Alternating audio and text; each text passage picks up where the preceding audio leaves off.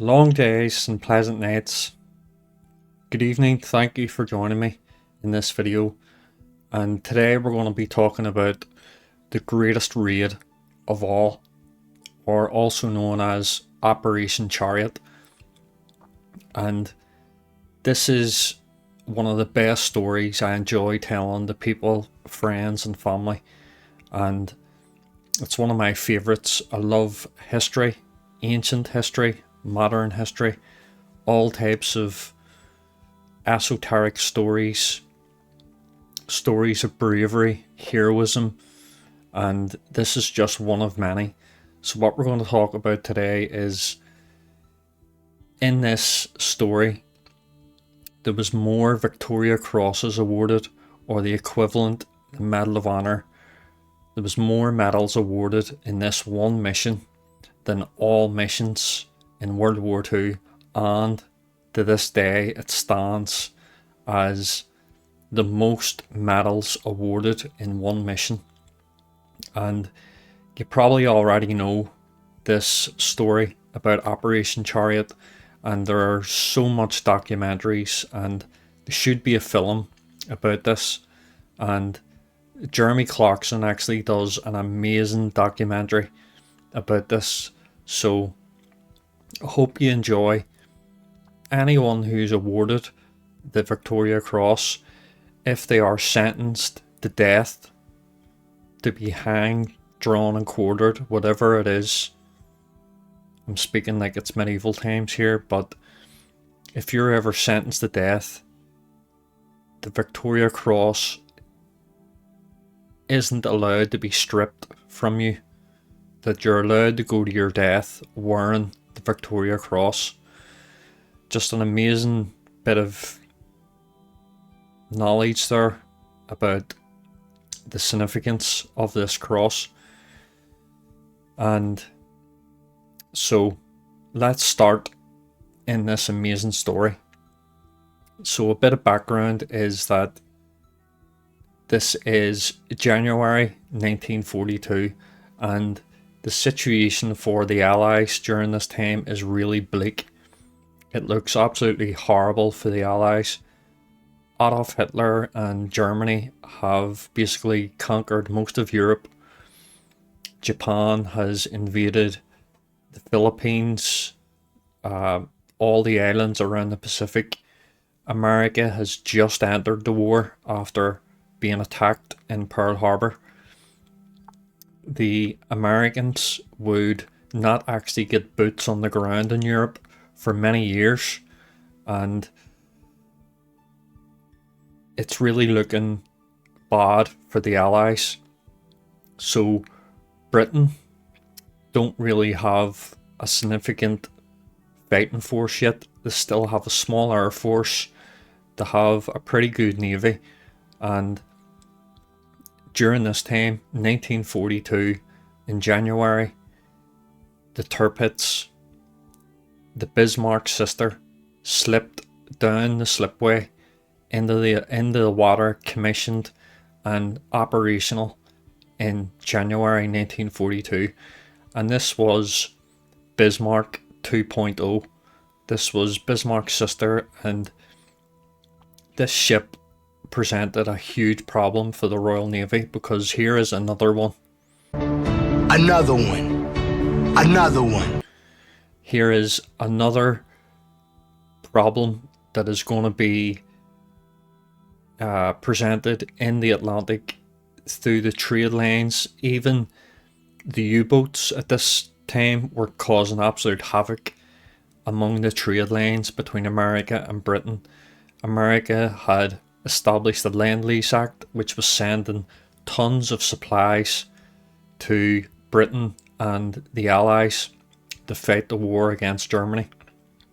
And all these trade lanes were being terrorized, were being systematically sank by the U-boats. So a year previously, in May 1941, the Bismarck sank, and her guns have gone silent at last, or his guns have gone silent at last. And the Bismarck took down the mighty battle cruiser Hood, which thousands of people had been killed, and Britain didn't want another Bismarck to be in the Atlantic causing absolute chaos. So Britain came up with a plan. Because the Tirpitz had, I'll show you some images here of the Tirpitz, a huge battleship, 42,000 tons, 50,000 tons when it was fully kitted out. And this huge big ship was a massive problem and a headache for the Royal Navy, and they knew that they have to sink this ship.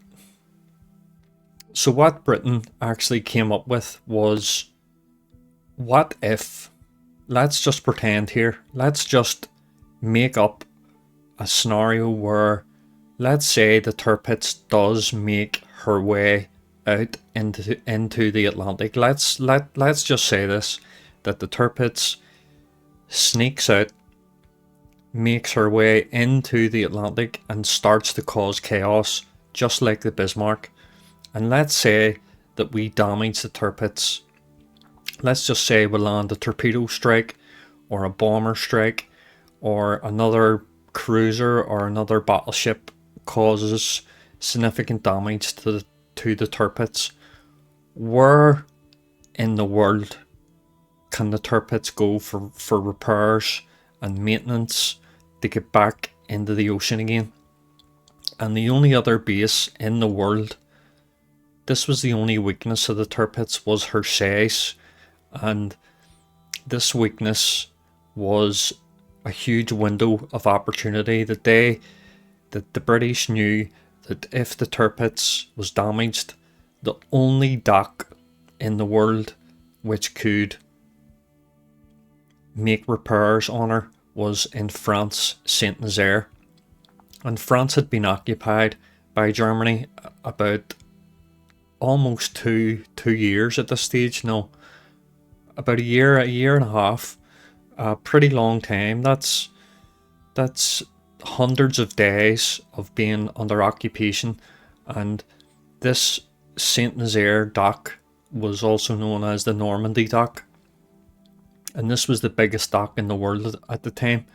And France had been under occupation and being controlled. They capitulated and were basically under German occupation, and this was the only port in the world which could repair the Tirpitz.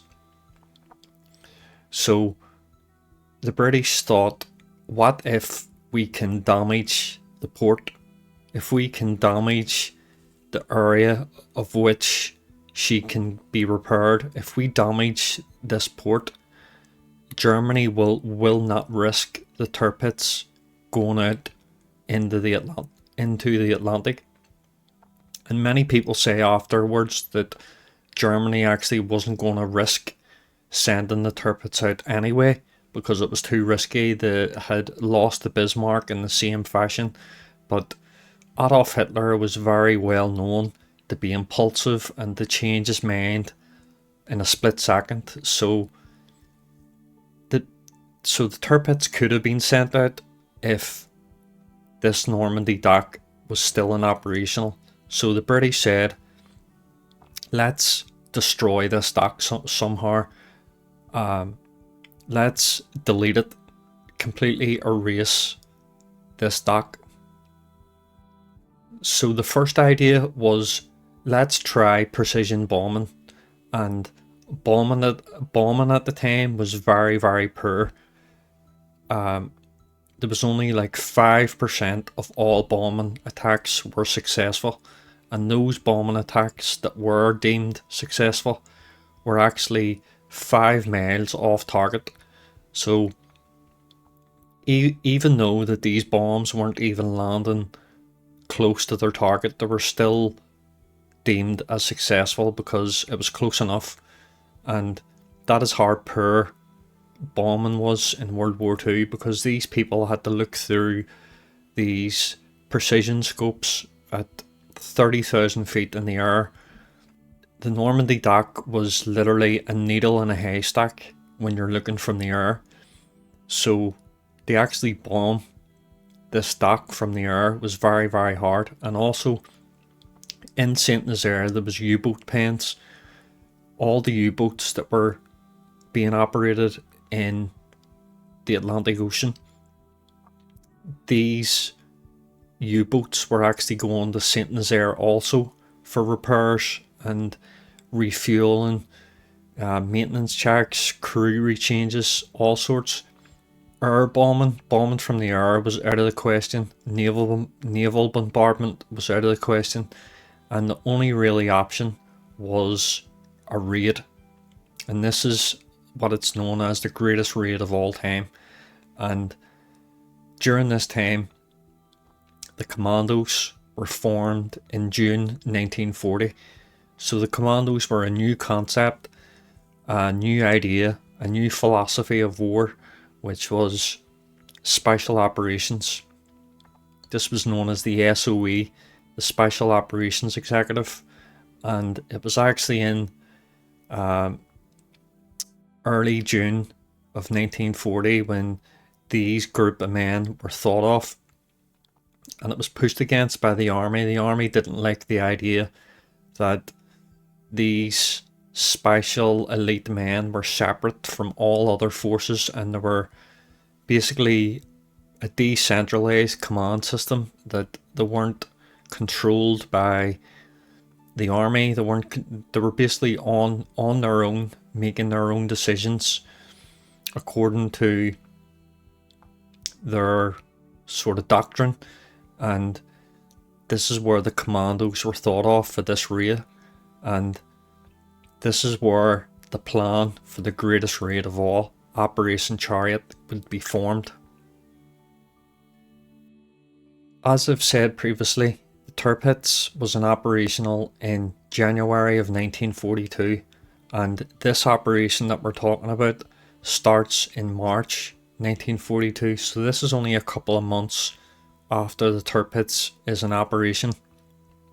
And the plan is to get commandos to raid and to have a covert operation to attack this port and to blow it up. And at first, the Naval Command, the Admiralty, were totally against this plan. They said, not a chance, it is not going to work, this plan is going to fail. Are you serious? And Winston Churchill actually really approved of the Commandos because he wanted a specialised unit, because it was actually Italy that gave Britain the idea, because the Italians were using special operation groups to blow up naval areas during the war, and Winston Churchill actually liked this idea.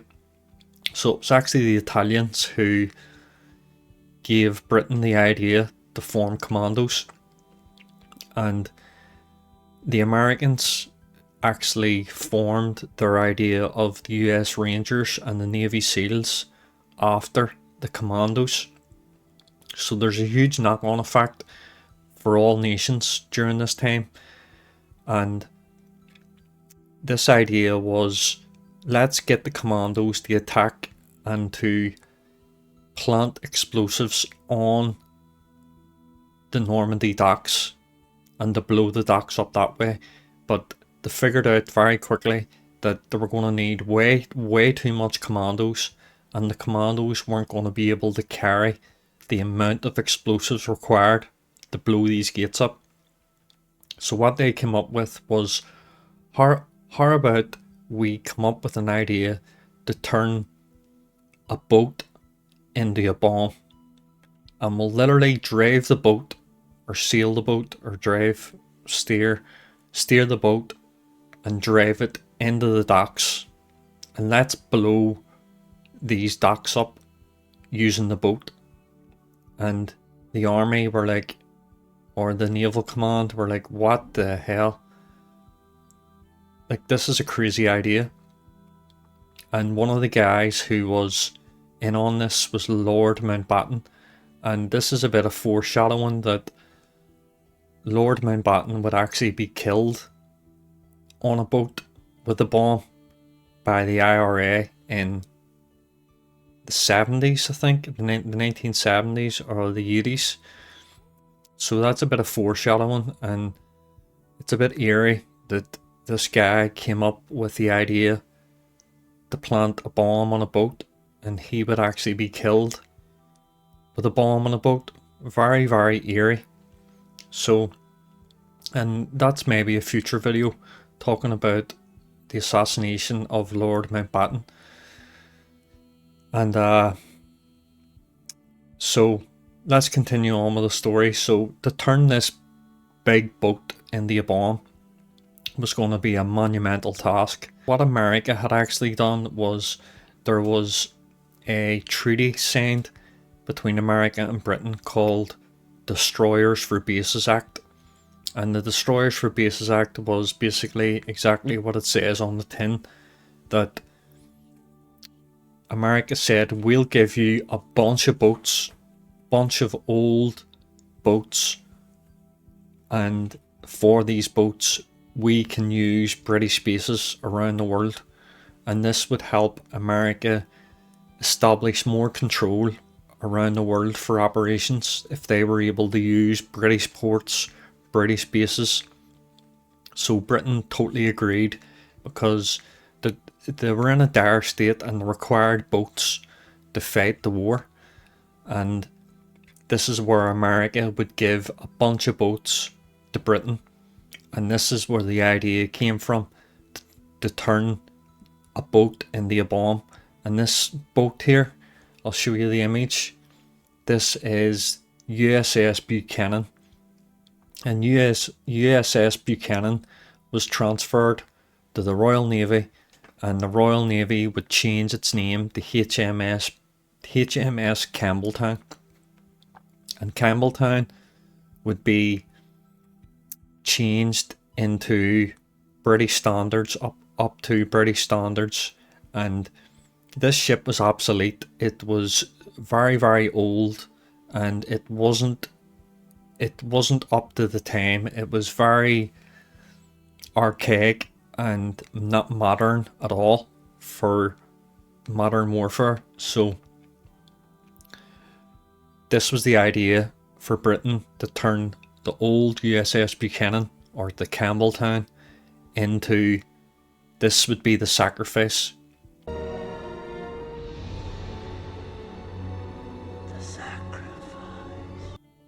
The sacrifice would be HMS Campbelltown. And the plan was that they will sail down the Atlantic and into the estuary and blow up the Normandie dock. This was the plan. So we're going to get into the full details of what actually went down.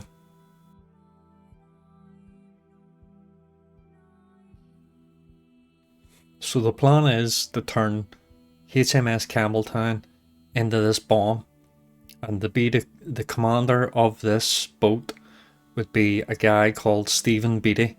Stephen Beatty was a Welshman, actually a pastor's son, and Welsh born, and he was a very respected commander of destroyers, so he was well familiar with destroyers and their capabilities. And in this idea that was summoned up was that the Campbelltown would be escorted by multiple other boats, so there would be a big flotilla. So the Campbelltown would be doing this mission not alone, but with a group of other boats called ML boats. And MLs basically stands for motor launchers, and these boats would be wooden. Yes, wooden boats. This is going to be an absolute disaster, but the Navy didn't want to risk their best boats for this operation, so they issued them with MLs, and these boats would be carrying a group of commandos in these ML boats, and the Campbelltown would be converted and to make as light as possible, that this boat, because it was American to be British, it was going to be converted to look German.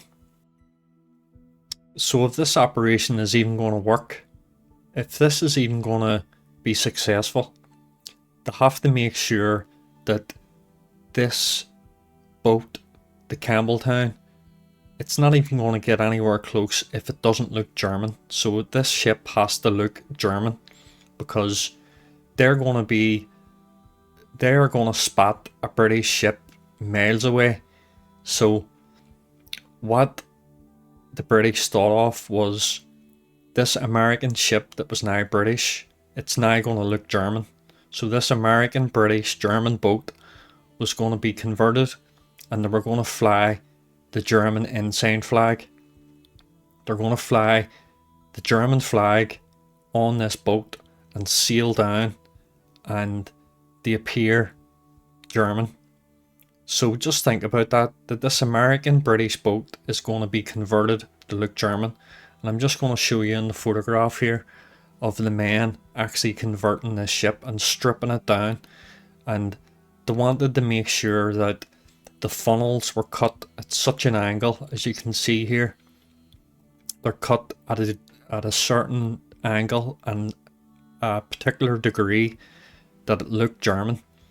And because the Normandie dock was a good bit in the estuary, this was shallow water, very shallow, and in some places it was only 10 feet deep. 10 feet deep of water. This is how shallow and low amount of water that was in this area. And so they had to make sure that the Campbelltown or the Buchanan was as light as possible, because they don't want this ship to get trapped and to get stuck in the sandbanks. And they stripped down all metal, all sheets of metal that were any parts of the ship that was armoured was stripped off, and they put extra armour around the commander, where Stephen Beatty was going to be in command of his ship. So they wanted to make sure that that was armoured, and the ship still had 20mm cannons, and I'll show you a video here.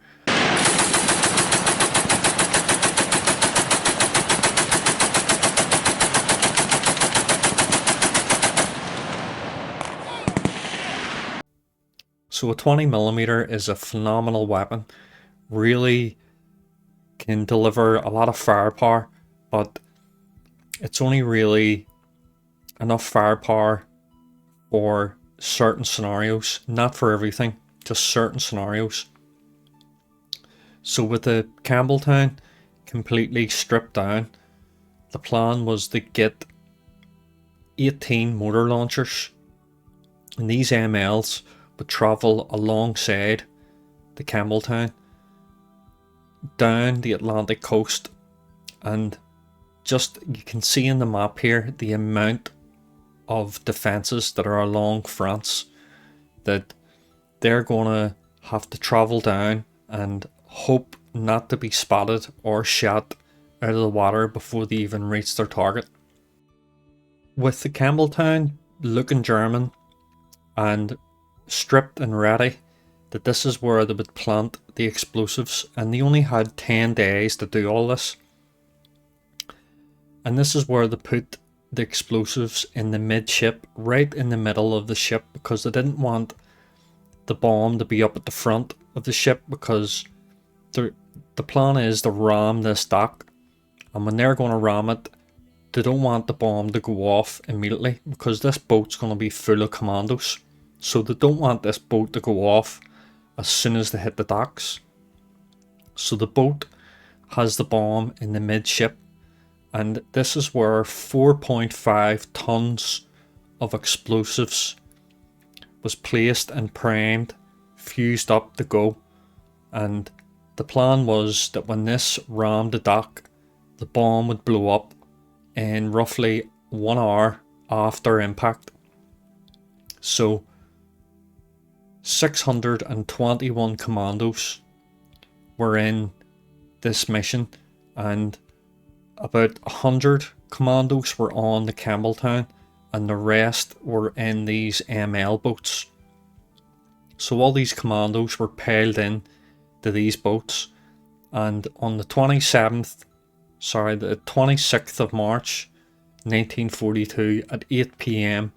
they left England, heading down for St Nazaire, France, and they were on their way.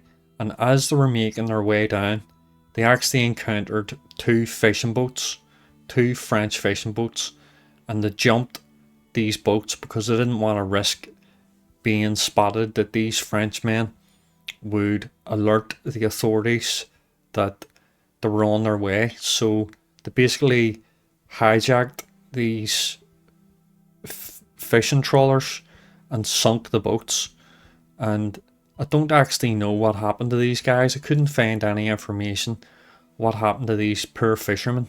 But can you imagine out doing your day's work and this flotilla of all boats are coming towards you, flying the German flag, and all of a sudden you hear these British accents and a bunch of commandos all kitted out saying, right, get on our boat now, just pointing a gun at you, get on our boat. Just an amazing thing. Just an amazing, what a story. But I would love to know what actually happened to these fishermen. As the flotilla was making its way down onward towards this mission, it made good time, and it rendezvoused and met up with HMS Sturgeon. It was a British submarine that was in that area, and it was to further give them navigation, to give them more direction on exactly where to go. And this is where the commander of the submarine would say, farewell gentlemen and good luck, and they would depart the submarine heading towards their target. A rolling fog came in, and this would actually help the mission proceed even further into the coast. As the Campbelltown made its way closer to the estuary, this is where the RAF, or the Royal Air Force, would start their other secret mission. And this mission was to bring a diversion or a distraction and actually start dropping bombs. And this was to get the Germans in St Nazaire to look up rather than down into the ocean. And this actually worked for a while, but this operation, which was done by the Air Force, actually made the Germans more alert and caused the Germans to be more aware that something was going on. And this is where people think that this bombing act to cause a distraction was actually a hindrance rather than help. And this is where the Campbelltown and the rest of the flotilla and the group was making its way in, and this was about 1 a.m. So from 8 p.m. leaving England to 1 a.m. now, the Campbelltown had not encountered any problems, and this is where the first problem would come in.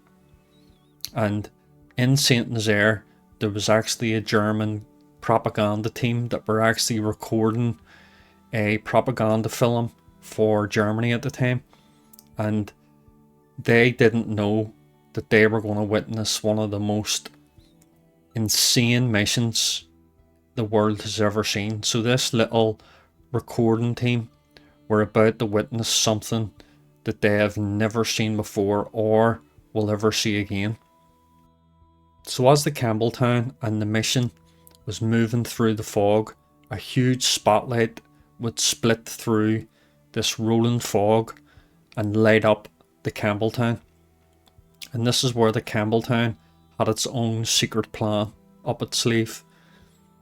The Campbelltown actually had a little signal book which was acquired by the British during a previous operation, and this signal book was a little book to give signals from the boat to the coast that they were a German boat.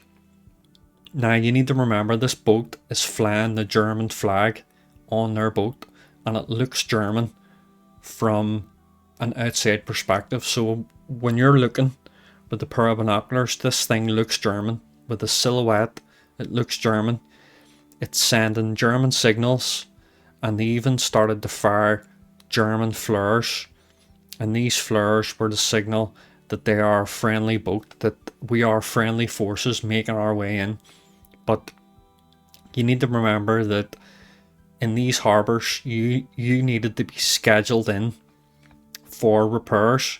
So the Germans didn't have a boat scheduled in for repairs, but in war, strange things happen. So when this boat was coming in, the Germans must have thought, right, this must be a friendly ship.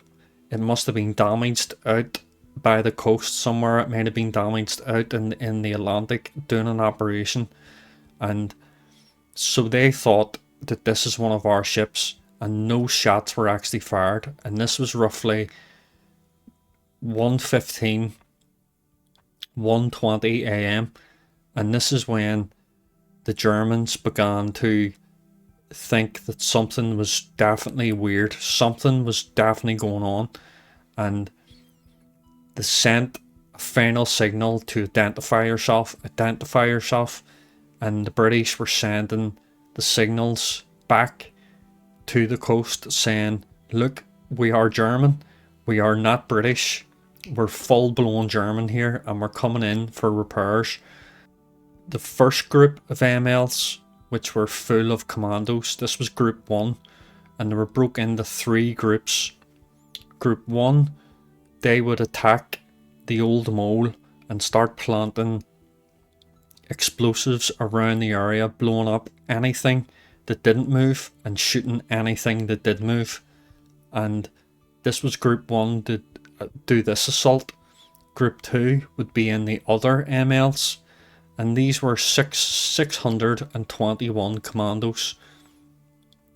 The second group would be in the other group of MLs, and they would make their way down into St Nazaire port and start to blow up pumping houses, machinery areas, gun batteries, anything. And this is where the Campbelltown would make her own way towards the target of the Normandie dock gates. And this is where the Campbelltown went at full speed and just began to sail as fast as possible into full steam ahead into the Normandie dock gates.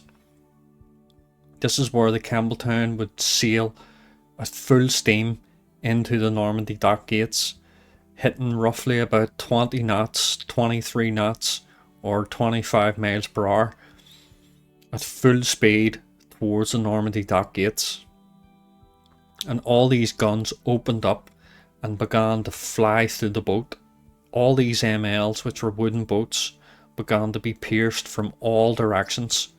And this is where the Campbelltown would have its first major problem, that one of the drivers gets shot right in the face and was killed immediately, and another took up the steering and he was also shot.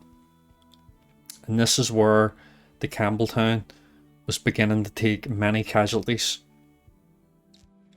So with the Campbelltown getting closer and closer to its target, this is where Stephen Beatty would step up and take control of his ship and go full steam ahead as close as he can get, with all these shots flying over his head. And the Campbelltown actually scraped the sandbanks as it's made its way closer and closer, and they thought they were going to get stuck, and they got closer and closer, and the Campbelltown just rammed into the docks at roughly 20 knots, ripping itself clean into these doors. About 30 feet of the ship get ripped like a tin can straight into the docks, and they had reached their target. With the Campbelltown lodged into these dock gates, this is where Stephen Beatty looked down at his stopwatch and said, "Chaps, we're only 3 minutes late." This is when all the commandos began to pile over the side of the boat and to jump out to their next mission, which was to plant all explosives anywhere where they can, in pumping houses, gun batteries, anything, blow up anything that doesn't move and shoot anything that does move. And they were issued with Sten guns, sidearms, torches or flashlights. They would move in and move into their next mission. And this is when further hell broke loose, that they did not know that in this area there was 5,000 German defenders. Just imagine this. You have roughly 100 commandos on the Campbelltown, and the rest of the commandos, about 500 on the rest of the boats. So you have about 600 commandos versus 5,000 heavily defended fresh German troops. And all these German troops were probably drinking, playing cards, having fun, but because of this bombing raid, they were on heightened state of alert. So they were ready to fight. And this is when the British began to encounter their first big problem, that the Germans began to fight back, and this is when there was further casualties. So the plan was that when the commandos of the Campbelltown had reached their targets and had set their explosives, their plan was to get off this bloody dangerous area and to get back on the ML boats, these motor launchers. And these motor launchers, unbeknownst to the commandos, that these motor launchers actually had external fuel tanks on their deck, and these extra fuel tanks were to give extra fuel for the journey home. And yes, they planted external fuel tanks on the deck with these German 20mm and 40mm cannons were firing on these wooden boats, and these bullets were flying through these MLs. And with the Campbelltown commandos successfully had planted their explosives, they returned back into the estuary to get back onto these ML boats for extraction. And this is when they seen absolute disaster. The whole area was on fire. The commander, Stephen Beatty, said that he could see the whole ocean, or the whole estuary, was on fire. It looked like it was daylight with the amount of fire. So all these ML boats had been engulfed in flames and were completely destroyed. All these MLs were destroyed. So their plan of extraction was gone. There was no way back to get home. So Stephen Beatty had issued orders to all his men to say, let's fight our way out and make our way back to England, and do not surrender unless it is absolutely necessary, unless we're all out of bullets and we've no more ammunition. And this was a bleak scenario that they were facing here. And can you just imagine this, that your only way to get back home is gone? And not only that, you've got a boat by your side, the Campbelltown, which has 4.5 tons of explosives. And I'm just going to show you a video here of 500 pounds of explosives.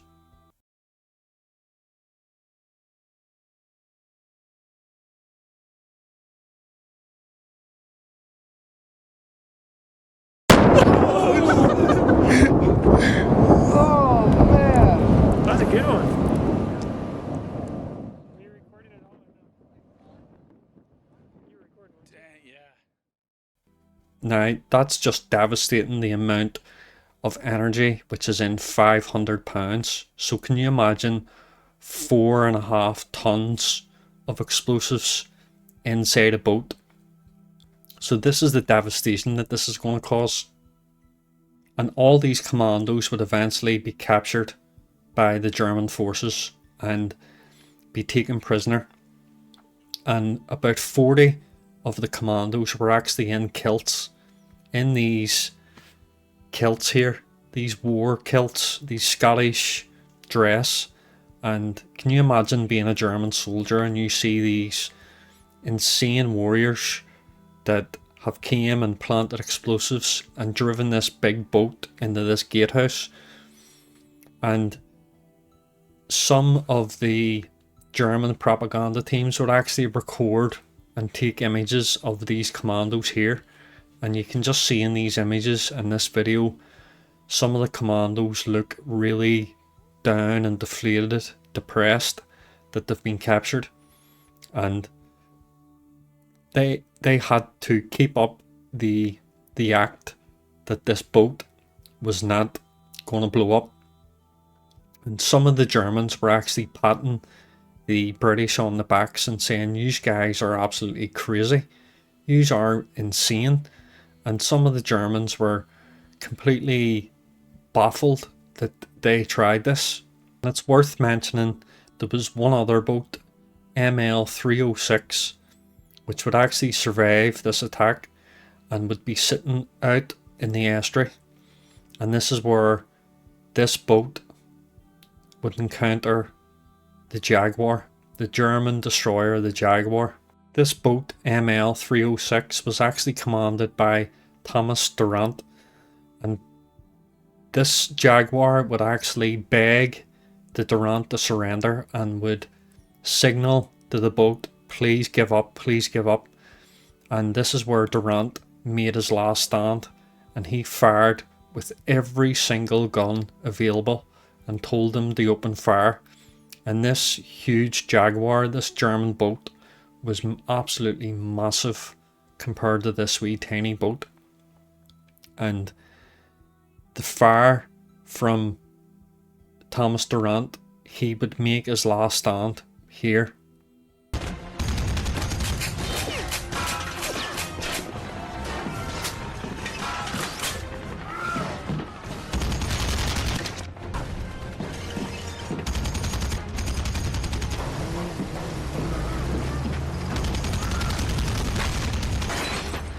Thomas Durant was basically a main character. He was Rambo, and he stayed at his guns, and the Jaguar boat opened fire, and the fire was ferocious, and it completely annihilated this little boat. And after the engagement, the Thomas Durant stayed at his firing position and died on top of his guns, and he was shot over 18 times. And the German commander of the Jaguar would actually speak to the commandos that were captured in this mission, and the German commander said, "I don't know who that was, I don't know who that guy was, but whoever he is was the bravest man he's ever seen, and that he recommends the medal, the Victoria Cross, or the equivalent, the Medal of Honor, for his bravery."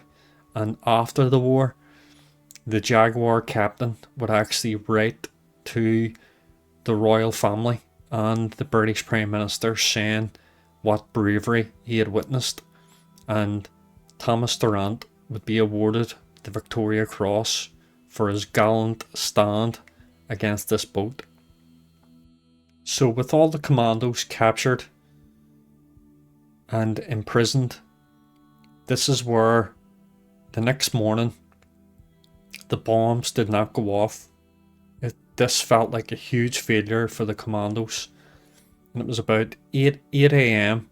where all the Germans began to flood the area, and a weird phenomenon actually happened where all these souvenir hunters, all these Germans, began to flood the HMS Campbelltown, and they begin to take souvenirs off the boat, and all these little items to say I was here. And this is when Stephen Beatty, who was being captured and interrogated, and the German commander said, "This stupid mission that you carried out, it hasn't done any damage, and we're going to repair whatever damage you've done in a couple of hours." This is where Stephen Beatty felt completely deflated that this bomb hasn't went off yet, and it was fused and ready to go, and it hadn't went off. And this is where the German commander, who was interrogating Stephen Beatty, said that we are going to repair this damage that you done, very little damage you done, in a couple of hours. And this was a complete failure. And roughly round about 12:30 p.m, round about noon, that even more people began to come around this boat. And you can see in this image here that all these Germans were all around this boat, taking pictures, trying to get merchandise. Souvenir hunters were all around this boat. And at 12:30, this is when it happened.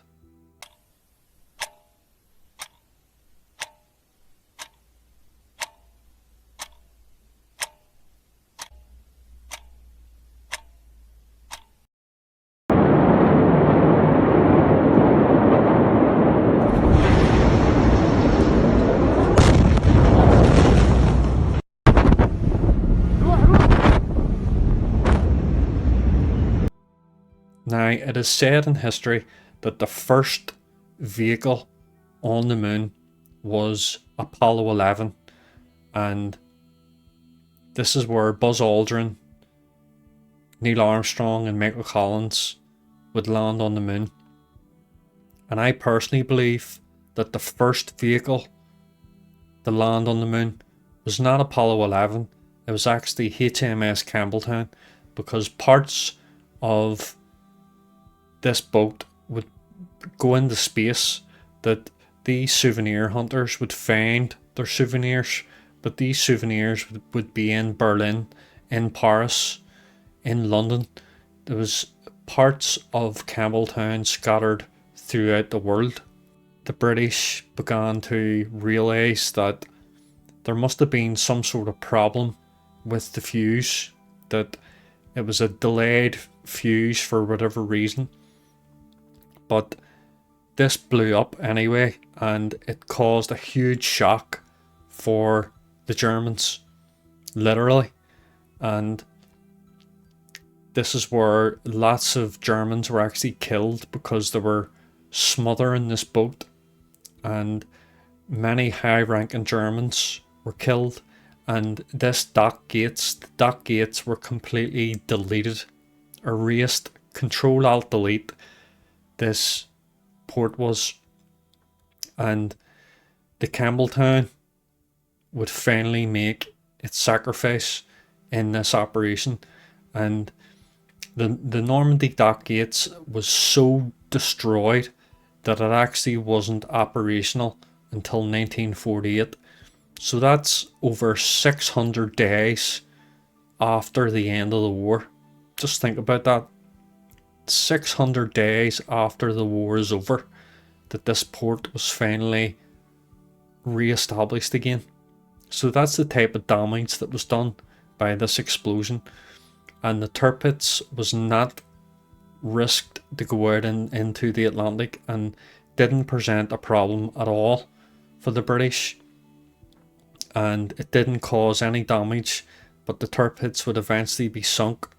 And this mission would infuriate Adolf Hitler. Adolf Hitler was so enraged by what had happened that he signed the Commando Act, which basically meant that if any future commandos were captured or taken prisoner, that they would be executed on the spot as spies. And that just goes to show you what mentality and what type of impact that this mission had on Adolf Hitler. And this is a commendable mission that these men deserve to be remembered, and this is a story that should be made into films and song, and just a legendary story. And it's just an amazing mission. So that was the complete story of Operation Chariot, and many of the soldiers who were captured were imprisoned in some in concentration camps, others in just prisoner of war camps. Out of the 620 commandos on the mission, 169 were killed in action. The rest were taken prisoner, and very few made it back home. And it's just a miracle that men did make it back home. But this actually caused Adolf Hitler to become nearly obsessive about the Atlantic Wall, and this was deemed a success by Britain, but Germany said that it was a failure, that it wasn't successful or anything. It didn't really gain. There wasn't much to gain from this operation, but I disagree. I think there was a lot that was gained in this mission. It caused France to be looked at as a point of weakness, and it brought more Germans into the defensive areas of these ports in these areas rather than the main area, which was Normandy. And this is going to be the 6th of June 1944, the D-Day landings, and this is why I think there was a success in this attack. So that's basically the whole story, and I really hope you enjoyed this story. I hope that I give you some information that you didn't know about. I just think that this story is amazing and that it deserves to be preserved and told. So that's all about this story, and thank you very much for watching. And if you'd like to see more content like this, please subscribe. Thank you very much for watching. May the road rise to meet you, and the wind be always at your back. God bless.